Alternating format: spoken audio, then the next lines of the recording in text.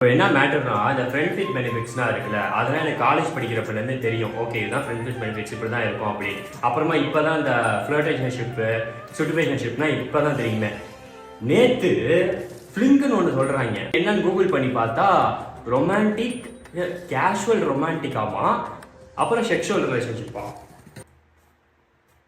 சரி விடு, அதாவது அவங்களோட இஷ்டம், அவங்களுக்கு பிடிச்ச மாதிரி இருக்கட்டும். ஆனால் நமக்கு காதல் அது ஏன்னு பார்த்தா, நான் சின்னதுலேருந்து இப்போ வரையும் நான் ரொம்ப ஆசைப்பட்டு பார்க்குற படம் காதல் படமாக தான் இருக்கு. சரி படத்தை விடு, காதல் வீடியோ சாங் கேட்டிருக்கியா? அப்பூச்சி கிராமம்னு ஒரு படம், அதில் வந்து என் கண்ணுக்குள்ள ஒரு சிரிக்கின்னு ஒரு பாட்டு இருக்கும். அப்புறமா தர்மதுரையிலேருந்து எந்த பக்கம் அப்படின்னு ஒரு பாட்டு, அன்னையாரும் பத்மினியும்ல இருந்து உனக்காக பிறந்தேனே பேரழகா. இப்போ நான் சொன்ன பாட்டெல்லாம் ஒரு நாள் பாரு, இந்த சிச்சுவேஷன்ஷிப்பு, ஃப்ளர்டேஷன்ஷிப்பு, இந்த ஃப்ளிங்கு, ஃப்ரெண்ட்ஷிப் பெனிஃபிட்ஸு இதெல்லாம் மறந்து காதல் இறங்கிடுவா. அவ்வளோ சூப்பராக இருக்கும். அப்புறம் நீ வந்து யாரையா லவ் பண்ணிகிட்டு இருக்க, மேரேஜ் வரையும் பிளான் பண்ணி வச்சுருக்க அப்படின்னா மறக்காமல் எனக்கு இன்விடேஷன் அனுப்பு. கண்டிப்பாக நான் கல்யாணத்துக்கு வரேன். சரியா?